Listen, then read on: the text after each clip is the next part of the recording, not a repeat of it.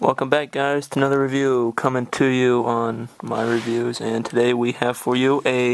another tank or off-road tracked vehicle, and this one is special because it has 4 bogie systems on the actual tracked system, and here they are right here, and they're on a little pivot point, and there's 4 of them, 2 on each side, and there's some gears up here to actually act as a wheel to